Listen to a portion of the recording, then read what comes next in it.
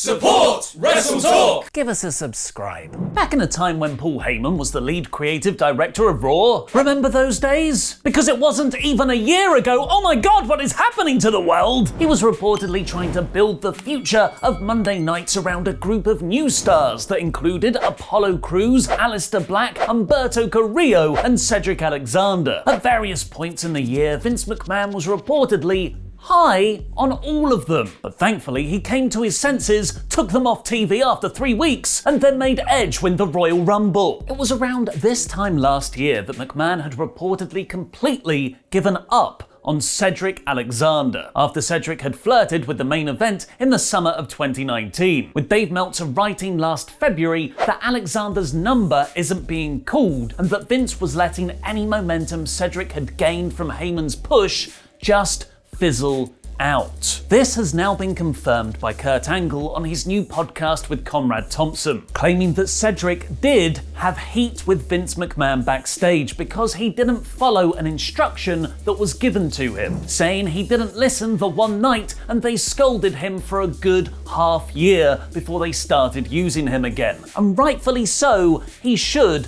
have listened. Angle even says that he thought Cedric's career was over because of the burial, but notes that Vince gave him another chance, which was turning him heel and joining the Hurt Business, where he is currently one half of the tag team champions. Many have described WWE's backstage culture as like walking on eggshells, and now that ever-present tension and anxiety has spread to the producers. Just 2 weeks ago, the very reliable WrestleVotes tweeted that spirits behind the scenes in WWE were the most upbeat they've been in a long time. But even morale isn't safe from the 3-week push, as they've now posted over the weekend that the unhappiness and straight up anger backstage is at an all-time high level. So what changed? Despite WWE posting record profits in their 2020 earnings report to investors last month, helped by big money deals from Fox and Peacock, and firing or furloughing a reported 40% of their workforce last April, staff and talent were told there wouldn't be any raises, bonuses, or promotions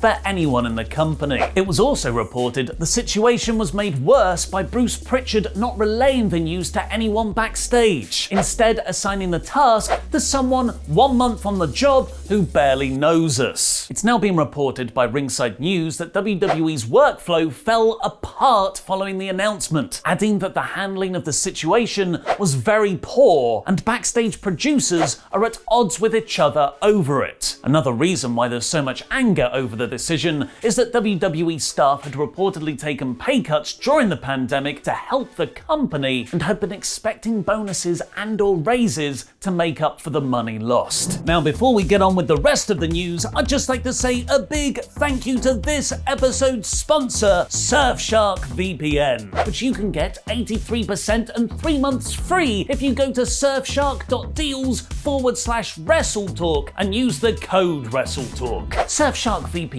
lets you trick your device into thinking it's in another country, which doesn't just make your browsing much safer, it also gives you access to the large Netflix libraries in other countries like the UK, US, or Japan, which will have movies and series that aren't available in your region. Move aside, Mustafa Ali. Who's the cool hacker guy now? I use Surfshark every day on my tablet, for instance, because there is no way that I could access DC Universe Infinite, which now has all their comics released up until about 6 months ago, meaning I am knee-deep in Tom King's incredible run on Batman right now. And as a kind of cultural exchange, all of you in the US can use Surfshark to access the UK Netflix, which still has The Office on. I will resist you, Peacock Premium! So get Surfshark VPN now using our links in the video description below, surfshark.deals/WrestleTalk, while you'll get 83% off and 3 months free if you use the code WrestleTalk there. Surfshark have been one of our biggest supporters this last year, so would really appreciate if you can at least check them out using the link below. Support WrestleTalk and support your internet privacy with Surfshark. Viewers outside the US, if you get Surfshark right now, you'll be able to access the WWE Network as part of Peacock Premium when that launches next month. So you can watch NBC's vast library of shows like The US Office, along with wrestling pay-per-views like last night's NXT TakeOver? That's right, you wanted to see it. NXT TakeOver reviews are finally making their return to the WrestleTalk news right here for Vengeance Day. Oh! The show opened with Dakota Kai teaming with Raquel Gonzalez's back to take on Ember Moon and Shotzi Blackheart, bringing that post-apocalyptic Ravager crew vibe in the final of the Dusty Rhodes Tag Team Classic, Lady Edition. This was a fantastic back and forth opener, with the chaos spreading all around the ring and up the ramp while keeping all the high spots working as part of the story of the match. But the most incredible thing for me was how effectively they booked Gonzalez. Just a year after her debut at last February's TakeOver Portland, NXT have taken her from generically tall heel enforcer to one of the most exciting prospects in the promotion, as the woman who can even make Braun Strowman feel like a baby. Oh, yes, you are. You're a big baby, Braun. She viciously threw Shotzi into the barricade plexiglass and Ember onto the entrance ramp, but crucially, she's not invincible. Ember actually got a visual pin on her after a total eclipse of your brain, but Dakota made the save. Kai and Gonzalez got a double pin on Blackheart to win, though, in a great match that genuinely felt significant, cementing them as a top act, granting them shots at Nia Jax and Shayna Baszler's tag team titles, although that could go terribly wrong, and making history as the first Dusty Rhodes Classic female winners. Next up was walking copyright strike Kushida taking on Johnny Gargano to potentially become the first ever Japanese North American champion. The in-ring action here was sublime. While I've never been that engaged with Kushida's character or presence, his wrestling skill is undeniable. There are few things more satisfying in life than watching him transition a seemingly totally unconnected move into an armbar from out of nowhere. And Johnny Gargano is Johnny Gargano. He's Mr. Takeover, one of the best wrestlers in the world, and putting them together created magic. Like Kushida hitting a rolling double underhook bridging suplex with Johnny's injured arm trapped beneath him for the pin. What? This was a masterclass in quick-fire, back-and-forth mat wrestling, submissions, escapology, reversals, and near falls. But Johnny won in the end with 2 slingshot DDTs, one on the ramp and one in the ring, which is the sour note to an incredible match. Kushida lost clean, despite Gargano having the perfect setup to cheat with his faction the way. So what does Kushida do from here? He'd have been with WWE for 2 years in April, where it feels like he's just lost every time it felt like he was just about to take the next step. And now he's been defeated again. His run so far feels very Hideo Itami. In the finals of the Dusty Rhodes Classic Gentleman's Edition, the grizzled young veterans took on MSK, who Vic Joseph and Beth Phoenix immediately made me hate, talking about how happy Wesley and Nash Carter are to be there and how they're just having fun. That's main roster Lucha House Party chat, stop it! Thankfully, MSK got to show their more serious side as Carter flipped out in anger after the Vets' constant cheating. Overall, this was a great clash of styles. MSK's high-flying innovation against the Vets' heel ground and pound, which Lee saved Carter at the last minute to win. It was a very good match, but I love Zach Gibson so much, I'm actually a bit annoyed he didn't win.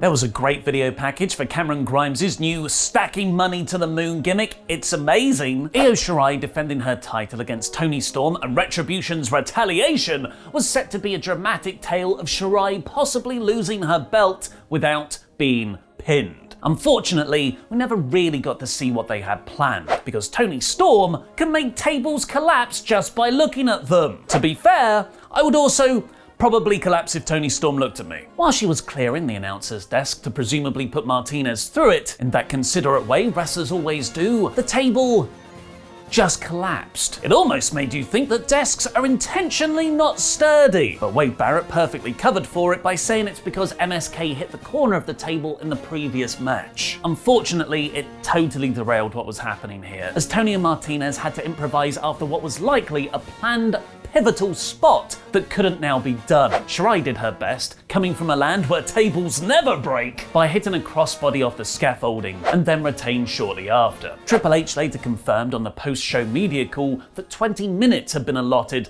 but they only went 12, presumably because of the botch. It's a shame, as it was no one's fault, but it definitely made it the weakest match on the card. Former Impact star Eli Drake was shown signing to NXT with the new name LA Knight. He's a great promo though, but also one of those guys more suited to the main roster, like EC3 should have been. PW Insider has also revealed that former Impact Knockout champion Taya Valkyrie has also signed with the company. The main event of Finn Balor versus Pete Dunne was absolutely incredible. My personal match of the night, with a killer angle to finish it too. They went just as long as Kushida versus Gargano at 25 minutes, and at first glance, you might prefer the North American title fight. They were faster.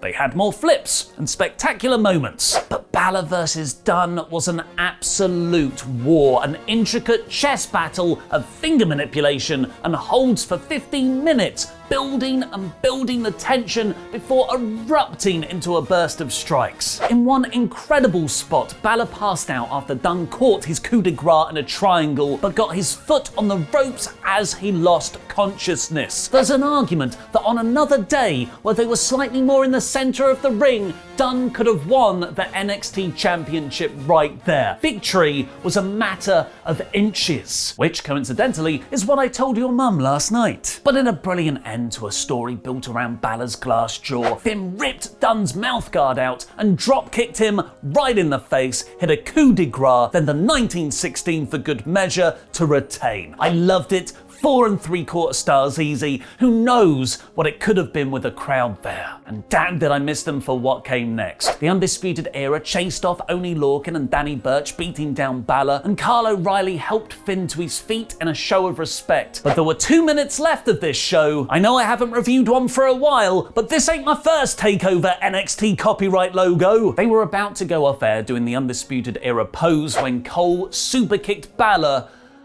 and then O'Reilly too, stomping off to leave Roderick Strong literally caught in the middle. It was a great cliffhanger, as you're not sure whether this was premeditated or just an impulse reaction. Who will Roddy side with? What about Bobby? He leaves you guys for 2 minutes. It's the best end to a takeover in ages and makes Wednesday's TV must watch, as Cole versus O'Reilly could be NXT's next promotion-defining singles feud over the title. What did you think of Vengeance Day? Oh, let me know down in the comments, because I'll be replying to people from out of nowhere. And vote in the poll on our community tab, where 71% have voted for, oh my god, why do you do this to us, NXT copyright logo? While 29% prefer, Toni Storm breaks tables with her eyes. This was an amazing show with fantastic in-ring wrestling and a terrific cliffhanger angle to end on.